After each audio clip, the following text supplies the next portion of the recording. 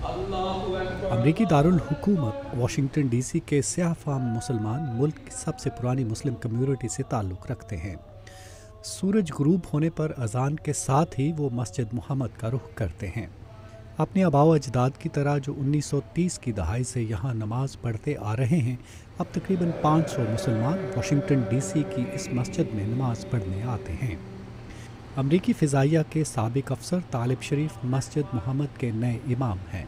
वो कहते हैं कि अमेरिका में स्याह फाम मुसलमानों की ज़िंदगी दूसरे मुसलमानों से कुछ मुख्तलिफ है।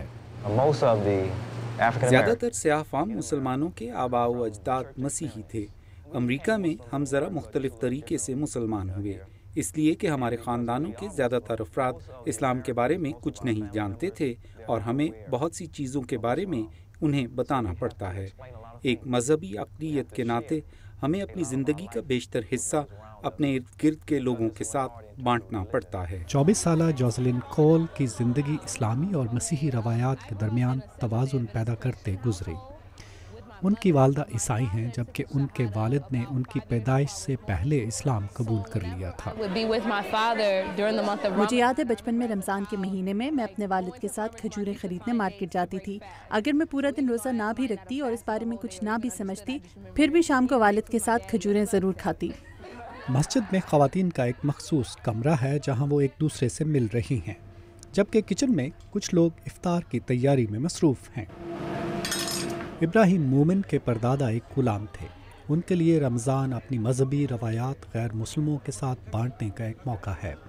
वो कहते हैं कि 11 सितंबर के वाक़यात के 10 साल गुजर जाने के बाद भी अक्सर अमरीकी मुसलमानों से घबराते हैं और इस्लाम के बारे में ज़्यादा नहीं जानते।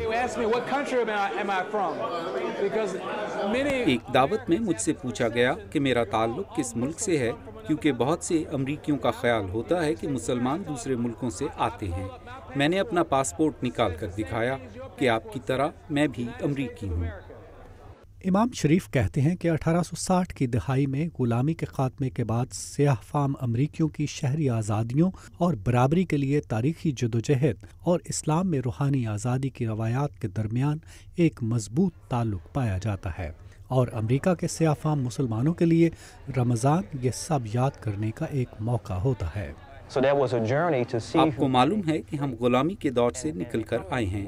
वो इंसानियत की आज़ादी का सफ़र था, और इस तजुर्बे से गुजरकर मुसलमान होना 3 चीज़ों यानी आज़ादी, इंसाफ और मसावात पर तवज्जो मरकूज़ करता है। हम यही चाहते थे और हर शख्स भी यही चाहता है। माना रबी के साथ नदीम याकूब, उर्दू VOA।